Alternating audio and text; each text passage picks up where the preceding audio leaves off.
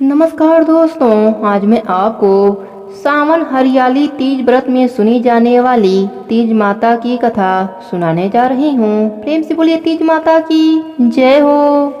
एक गांव में एक गरीब ब्राह्मण रहता था। ब्राह्मणी ने तीज माता का व्रत रखा। ब्राह्मण से कहा, आज मेरा तीज माता का व्रत है, कहीं से चने का सत्तू लेकर आओ।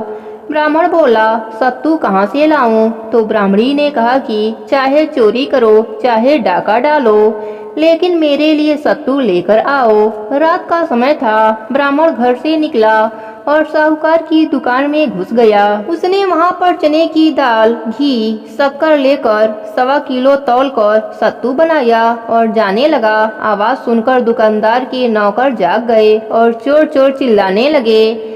साहूकार आया और ब्राह्मण को पकड़ लिया। ब्राह्मण बोला, मैं चोर नहीं हूँ, मैं एक गरीब ब्राह्मण हूँ। मेरी पत्नी आज तीज माता का व्रत की है, इसलिए मैं सिर्फ यहाँ से 1.25 किलो का सत्तू बनाकर ले जा रहा हूँ। साहूकार उसकी तलाशी ली। उसके पास सत्तू के अलावा कुछ नहीं मिला।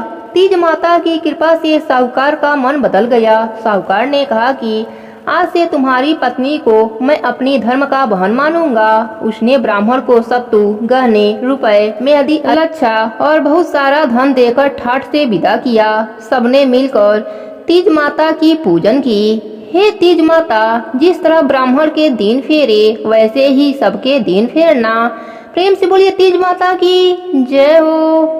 एक साहूकार था, उसके 7 बेटे थे। उसका सबसे छोटा बेटा अपाहिज था। वह रोजाना एक बेश्या के पास जाता था। उसकी पत्नी बहुत पतिव्रता थी, खुद उसे कंधे पर बैठाकर बेश्या के यहाँ ले जाती थी। वह बहुत ही गरीब थे। जेठानियों के पास काम करके अपना गुजारा करती थी। तीज के दिन सभी ने तीज माता के व्रत और पूजा के लिए सत्तू बनाए। छोटी बहू गरीब थी, उसकी सास ने उसके लिए भी एक सत्तू का छोटा पिंडा बनाया। शाम को पूजा करके जैसे ही वह सत्तू पासने लगी, उसका पति बोला, मुझे बैसिया के यहाँ छोड़कर आओ। हर दिन की तरह उस दिन भी वह पति को कंधे पर बैठाकर छोड़ने गई, लेकिन उसका पति बोलना भूल गया कि तुम जाओ। वह बाहर ही उसका इंतजार करने लगी। इतने में जोर से वर्षा आने लगी और बरसाती नदी में पानी बहने लगा। कुछ देर के बाद नदी से आवाज आई, अवतारी जाओ तारी, दो ना खोल के पी, पिया प्यारी होए। आवाज सुनकर उसने नदी की तरफ देखा तो दूध का दोना नदी में तैरता हुआ आता दिखाई दिया। उसने दोना उठाया और 7 बार उसे पीकर दोने के उसने 4 टुकड़े किए और चारों दिशा में फेंक दिया। उधर तीज माता की कृपा से बैसिया अपना सारा धन उसके पति को वापस देकर सदा के लिए वहां से चली गई। पति ने सारा धन लेकर घर आकर पत्नी को आवाज दी, दरवाजा खोल। तो उसकी पत्नी ने कहा, मैं दरवाजा नहीं खोलूंगी। तब उसने कहा कि अब मैं वापस नहीं जाऊंगा, दोनों मिलकर सातू पासेंगे। लेकिन उसकी पत्नी को विश्वास नहीं हुआ। उसने कहा, मुझे वचन दो, वापस बैसिया के पास नहीं जाओगे। पति ने पत्नी को वचन दिया तो उसने दरवाजा खोला और देखा उसका पति गहनों और धन माल सहित खड़ा था। उसने सारे गहने कपड़े अपने पत्नी को दे दिए। फिर दोनों ने बैठकर सातू पासा। सुबह जब जेठानी के यहाँ काम करने नहीं गई तो बच्चे बुलाने आए। काकी चलो, सारा काम पड़ा है। उसने कहा, अब तो मुझ पर तीज माता की कृपा हुई है, अब मैं काम करने नहीं जाऊंगी। बच्चों ने जाकर माँ को बताया, आज से काकी काम करने नहीं आएंगी, उन पर तीज माता की कृपा हुई है। वह नए नए गहने कपड़े पहनकर बैठी हैं और काका जी भी घर पर बैठे हैं। सभी लोग बहुत खुश हुए। हे तीज माता, जैसे आप उस पर प्रसन्न हुई, वैसे ही सब पर अपनी कृपा बनाए रखना। प्रेम से बोलिए तीज माता की जय हो। एक बहुत ही धनवान सेठ सेठानी थे, लेकिन उनकी कोई संतान न थी। इसके लिए सेठानी ने तीज माता का व्रत किया और तीज माता से प्रार्थना की कि अगर उसे संतान हो जाए तो वह उन्हें 1.25 मन का सातू चढ़ाएंगी।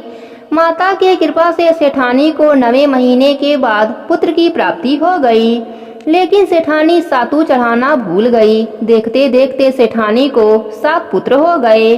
पहले बेटे का विवाह हो गया और सुहाग रात में ही सांप ने पुत्र को डंस लिया, जिससे उसकी मौत हो गई। एक के बाद एक 6 पुत्रों की मौत शादी की रात ही हो गई। इसे देखकर सेठ सेठानी ने तय किया कि वह अपने 7वें बेटे का विवाह ही नहीं करेंगे। लेकिन गांव वालों के बहुत कहने व समझाने पर सेठ सेठानी ने बेटे की शादी दूर देश में करना तय किया। बेटे की सगाई के लिए सेठ बहुत दूर एक गांव आए तो देखा वहां 4-5 लड़कियां खेल रही थीं, जो मिट्टी का घर बनाकर तोड़ रही थीं। उनमें से एक लड़की ने कहा, मैं अपना घर नहीं तोड़ूंगी। सेठ को यह लड़की समझदार लगी। खेलकर जब लड़की वापस अपने घर गई, सेठ ने लड़की के माता पिता से बात करके अपने लड़के की सगाई व विवाह की बात पक्की कर दी। इसके बाद विवाह भी हो गया।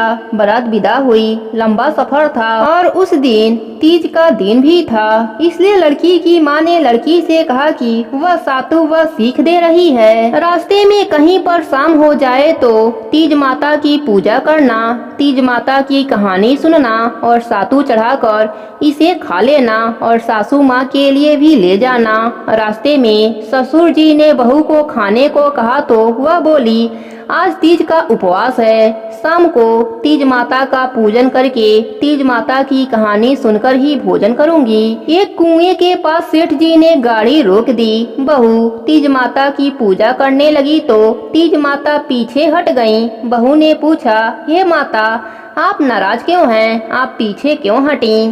तब तीज माता ने उसकी सास की सारी कहानी उसे बताई कि वह कैसे सातु चढ़ाना भूल गई। बहू बोली, हमारे परिवार की भूल को क्षमा करें माँ, और मैं आपको सातु चढ़ाऊंगी। कृपया मेरे सारे जेठ को वापस कर दो और मुझे पूजन करने दो।